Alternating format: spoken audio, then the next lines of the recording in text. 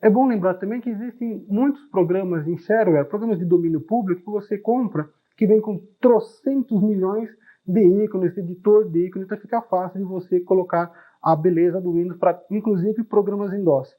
No entanto, para programas em DOS, tem um programa específico do Windows chamado PIF, que é um editor de PIF. Esse PIF, não é PIF, PAF, de cartas, não. É um arquivo de informação de programa. Tá? Isso do inglês, a abreviação quer dizer PIF. Com esse programa, com esse arquivo, o Windows fica sabendo exatamente como ele deve configurar a memória para chamar um programa DOS. Já que para o Windows existe uma série de padronizações, qualquer programa de Windows funciona facilmente no Windows, óbvio. Mas programas em DOS tem que ter uma certa agilidade, uma mexida na memória, digamos assim. Por isso veio aqui no item main, na tela, uma coisa chamada PIF Editor. É um programa um pouquinho complicado, você tem que prestar uma boa atenção nele que eu vou te mostrar agora. 2 cliques nele, ele me mostra então uma tela em branco com algumas coisas pré-definidas que nem sempre correspondem àquilo que é de melhor para você colocar num programa em DOS. O primeiro item que aparece aqui, Program File Name, é o nome do programa DOS que eu quero rodar. Aqui eu tenho que colocar tanto o drive, o path, o nome do arquivo completo. Então eu coloco, por exemplo, c:/cadcli/pcc.exe, é o nome do programa DOS que eu quero rodar. Aqui embaixo eu tenho o título que vai aparecer na janela quando eu der a janelada nessa aplicação DOS. Essa é uma coisa que o Windows pode fazer se estiver rodando em máquina 386, ou também pode ser o título do ícone, tá ok? Vou colocar aqui simplesmente cadastro, que nem já estava lá. Alguns parâmetros opcionais, tá? Eu poderia colocar aqui depois, eu posso colocar aqui nesse quadro. No caso de alguns programas permitirem você especificar o nome de arquivo ou coisa assim, você pode colocar um ponto de interrogação, que automaticamente, quando for rodar esse programa, tiver meu ícone lá e for rodar, o Windows me abrirá uma janela perguntando qual parâmetro que eu quero passar para esse programa. Então, isso para alguns programas de impressão ou coisa assim, fica muito fácil. Basta colocar um ponto de interrogação e o Windows pergunta que parâmetro você quer passar para o programa, se não for um parâmetro fixo. Aqui embaixo eu tenho o quadro diretório corrente, que é qual o diretório que o Windows colocará quando chamar o programa. Vou colocar aqui c:/cadcli, por exemplo. Aqui embaixo, memória de vídeo, uma especificação de que tipo de resolução gráfica que esse programa utiliza. Se é só modo texto, low graphics seriam gráficos para a placa EGA e high graphics para as placas VGA. Então, se esse meu programa for um programa gráfico que utiliza placa VGA para fazer gráfico, alguma coisa assim, eu ativaria esse item, ou se for um programa feito para EGA, ou se for um programa de texto em DOS simples. Conforme o tipo de item que você coloca, o Windows ocupará mais memória ou menos memória, tá? De acordo com a capacidade gráfica do programa que você estiver utilizando. Inclusive, se você tiver um programa que põe placa gráfica e você não coloca corretamente o item, pode ser que o seu programa não chegue a rodar, ou que você tenha que dar uma cancelada no programa no meio dele, alguma coisa assim. Então é importante que você coloque esses itens de acordo com a especificação do programa que estiver sendo utilizado. Mas aqui um pouco embaixo nós temos o quanto de memória que esse programa requer. E temos aqui 2 itens. O primeiro é a quantidade de memória que precisa existir para que o programa rode, e uma quantidade de memória que seria conveniente se o programa solicitar. Por exemplo, aqui no caso ele já me deixa em 128K. Vamos supor que esse programa aqui precise de pelo menos 200K para rodar. Então basta vir aqui e colocar 200. Significa que quando eu pedir para executar esse programa, se não existir 200K livres na máquina, o Windows não roda esse programa. Este é o mínimo necessário que o Windows deve encontrar de memória disponível para que possa executar esse programa. E além disso, pode ser que esse programa precise de mais memória durante a sua execução para banco de dados, para tabelas, alguma coisa assim. E esse limite, então, o que seria o desejado, digamos assim, é até quanto que o Windows vai liberar de memória caso o programa peça. Tá?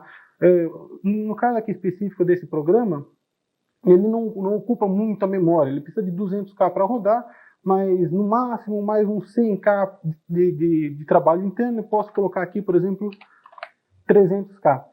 Se você coloca os valores adequados, fica mais rápido o programa rodar para carregar, inclusive pode acontecer de você conseguir rodar mais de um programa DOS ao mesmo tempo no Windows, desde que, claro, haja memória suficiente, tá? Então, quanto que o programa realmente precisa e o quanto que ele poderá solicitar, ou até quanto que o Windows vai dar de memória para esse programa.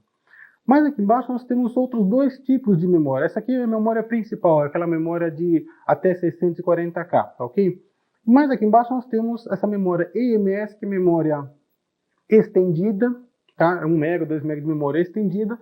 E o Windows geralmente coloca aqui, o PIF Editor coloca 0 como requerido e no máximo 1024. Isso quer dizer o seguinte, ele não vai liberar nenhuma memória estendida para este programa. No entanto, caso o programa solicite memória usando as padronizações todas, o Windows deixará de utilizar até no máximo 1 MB de memória. Tá? Você fala, puxa, mas eu não sei quanto que o meu programa vai necessitar, eu quero que o Windows dê o máximo possível.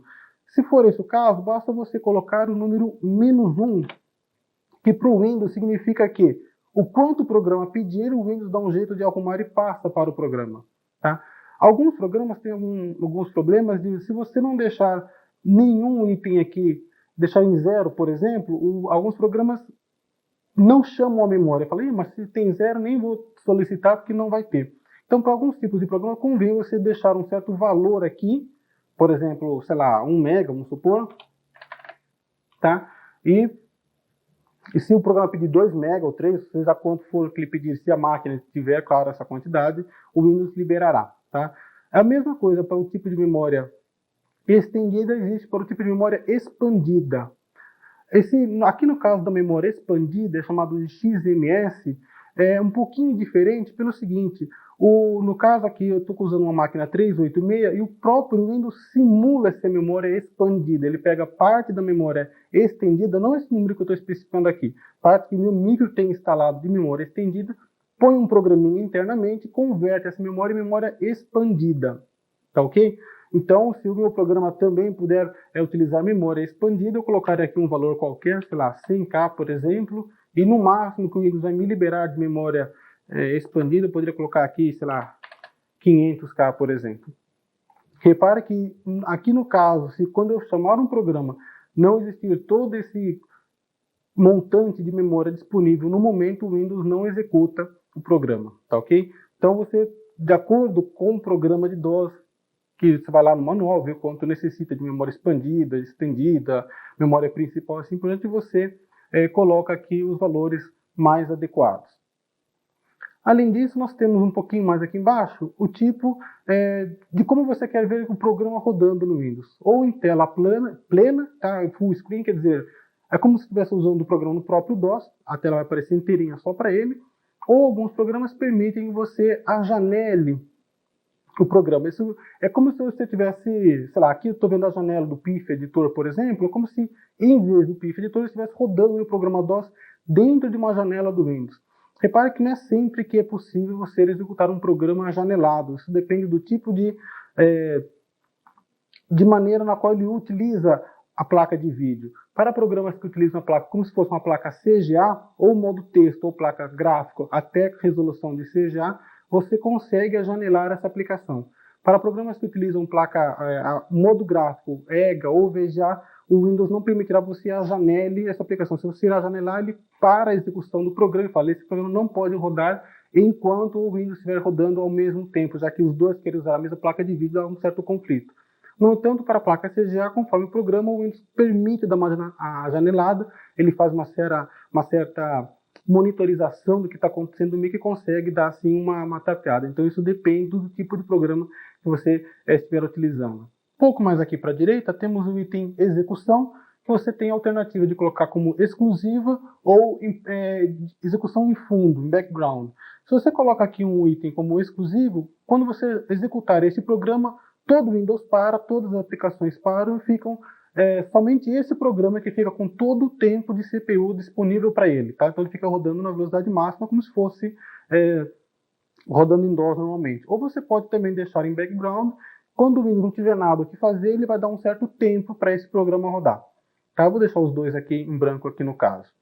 Além disso, um pouco mais aqui para a esquerda, nós temos esse item que permite fechar a janela quando esse programa termina de rodar.